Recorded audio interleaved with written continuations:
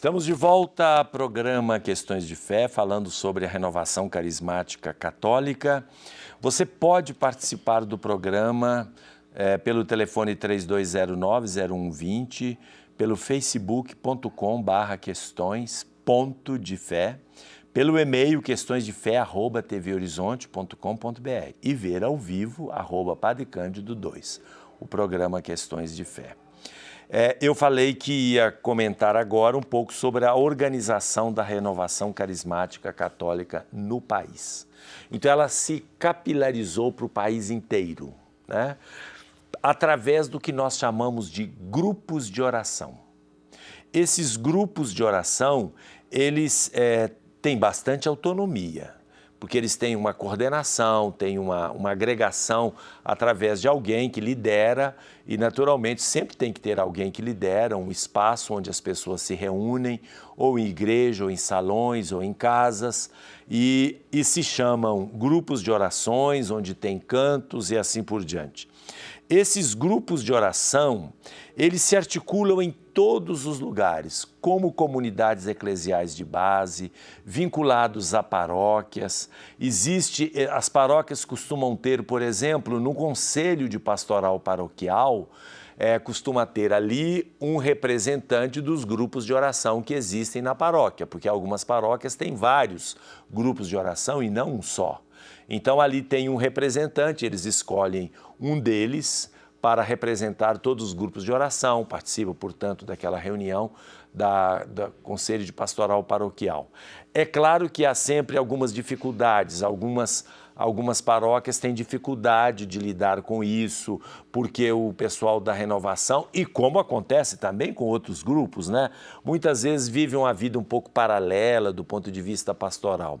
E principalmente no começo, não agora. Agora a igreja está muito melhor, está muito mais harmoniosa, até porque surgiram muitas outras formas de agregação inspiradas na renovação carismática católica, inclusive com votos, né, uma espécie de vida consagrada, vivida no meio do mundo, todos inspirados na renovação carismática católica. Então a igreja está há muito mais harmonia, mas no começo era um pouco de briga, inclusive com a gente. Eu me lembro muito bem de alguém que chegava perto da gente, quando a gente ia para uma paróquia, etc. Chegava assim e perguntava: o senhor faz parte desse grupo? Vamos supor que seja da renovação, né? Que era muito comum. O senhor é da renovação? Aí o padre respondia: não, não sou. Aí a pessoa fazia uma cara de desprezo e ia embora, como se a gente fosse um cristão menor. Então, esse era um problema. Hoje não é mais. Então, estou deixando claro. Foi um problema no início? Foi, mas não é só com a renovação, não. Você é cursilista? Não. Aí a pessoa saía decepcionada. Você é isso? Ou seja, não bastava ser cristão, não. Tinha que ter algum rótulo depois do cristão. Não só católico, cristão católico, mas tinha que ter um rótulo. Um grupo tal, porque os grupos se excluíam entre si, rivalizavam-se entre si. Isso lá pela década de 70, 80. Hoje não é mais assim. Hoje a harmonia é muito maior. Então, eles se organizam em todos os âmbitos. Nas dioceses tem o escritório da renovação, onde há uma orientação do bispo diretamente. No âmbito do país, do nacional, tem um bispo responsável pela renovação carismática católica. Existe documento dos bispos, enfim. O movimento está muito bem articulado, está muito bem organizado na igreja. E como que essas pessoas são escolhidas? Por exemplo, o coordenador de um grupo de renovação carismática.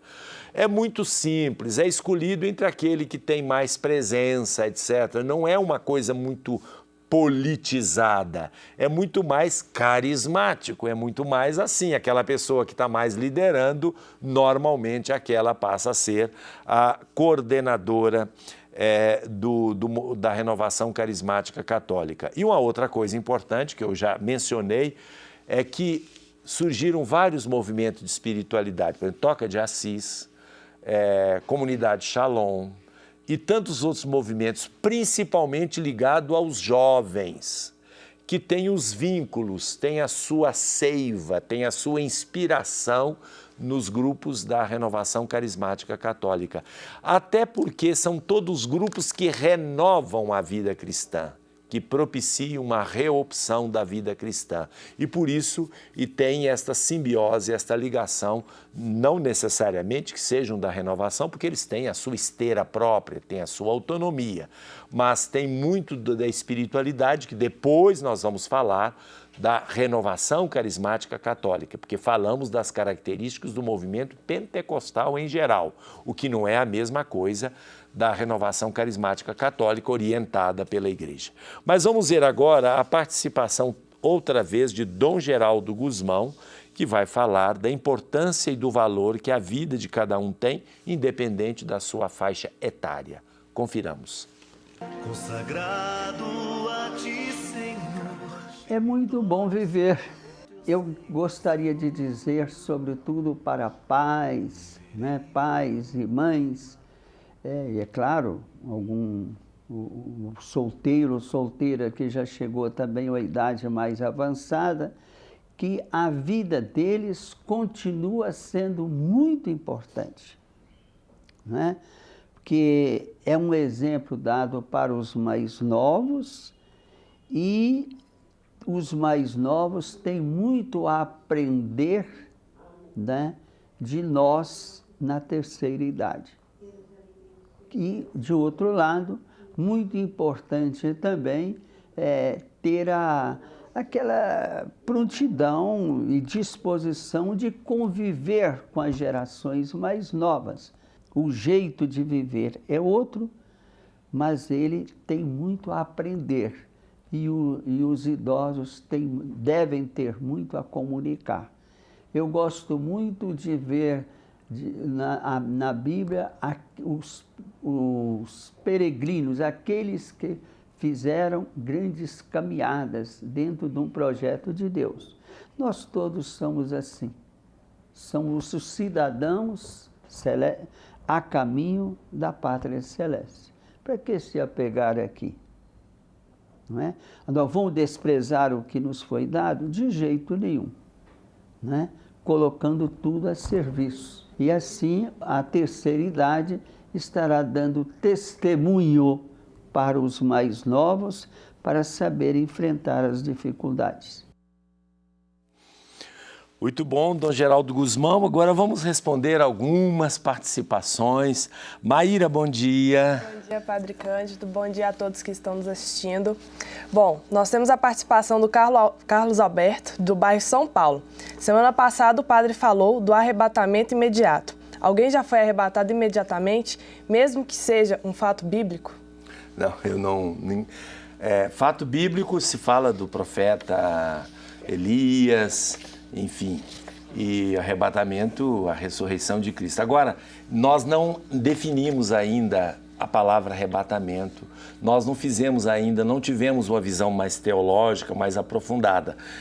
De modo que, respondendo simplesmente à pergunta, arrebatamento imediato era, ou escatologia imediata, significou no Novo Testamento, no interior do Novo Testamento, um pensamento de que Jesus, que tinha ressuscitado, iria inaugurar o reino de Deus, arrebatando todos os seus naquele momento que eu digo, não é naquela hora, ou seja, naquele tempo. Então não ia passar a geração. A gente sabe disso porque está descrito na ascensão do Senhor que os apóstolos estavam olhando para o céu e o anjo chegou e falou: não fique olhando aí para o céu não, vamos trabalhar agora. Esta expressão do anjo é para tirar aquela impressão que se tinha que os cristãos não precisavam fazer mais nada, só ficar olhando para o céu esperando a hora que Jesus ia voltar. Tanto é verdade que São Paulo tem aquela frase forte: quem não trabalha não coma. Por quê? Houve uma crise econômica, porque eles achavam que Jesus ia voltar imediatamente para o arrebatamento de todos os que lhe pertenciam e não faziam nada, ficavam paradinhos e morrendo de fome. Então São Paulo falava assim: vão trabalhar, porque aí vocês vão precisar da esmola dos outros, então quem não trabalha não coma. Então eu acho que essa frase de São Paulo, aliás, vale para hoje, né? Vale até para hoje. Quem não trabalha, não coma. Para comer, para sobreviver, para viver uma vida digna, tem que trabalhar. E, aliás, o trabalho faz até bem para a pessoa. Então não tem que ficar esperando cair do céu, benesses, arrebatamento, vida eterna. Temos que ir para a luta, temos que trabalhar, temos que dar a nossa contribuição, crescer como pessoas. Todo mundo tem qualidades e o trabalho é a forma dessas qualidades se efetivarem. Então essa é a explicação desse arrebatamento imediato. Não, ninguém foi arrebatado imediatamente. É só uma expressão. Bom, a Marlise de Carvalho, da cidade de Santa Luzia, pergunta: como proceder para que uma imagem adquirida numa loja possa ser abençoada? Leva para o padre na sua paróquia e o padre vai abençoá-la. Bom, o Geraldo Agripira de Moura, do Jardim Guanabara, ele parabeniza o Padre Cândido e manda um abraço. Ele, o Padre Geraldo, já fez peregrinação com o senhor? Não, ele não é padre. É Geraldo, não é não? É o Dom Geraldo. Não, esse Geraldo aí é um leigo, é um homem. É um leigo. Ah, você falou o Padre Geraldo. Não, ele parabeniza o senhor e pergunta se o Padre Geraldo... Dom Geraldo já fez uma peregrinação. Deixa eu ver, eu acho que não é bem isso que ele está falando, não. Quando eu li aqui, parabéns, um abraço para o Padre Cândido. Ele o Geraldo, não é o Dom Geraldo não, hein? Ele se chama Geraldo Agripa de Moura. Sim. Já fez peregrinação comigo. Ele já viajou comigo. Sim. Então, para eu poder reconhecê-lo. Ele mora no Jardim Guanabara. Geraldo, meus parabéns para você, um grande abraço. São muitas pessoas, porque eu não faço só peregrinação, eu faço turismo mesmo, né? Então, você possivelmente estava num desses grupos que são muito numerosos, né? Então, um grande abraço e vamos na próxima, né? Depois eu vou anunciar a próxima. Então, tá bom. Voltamos daqui a pouco para o 5º bloco do Questões de Fé.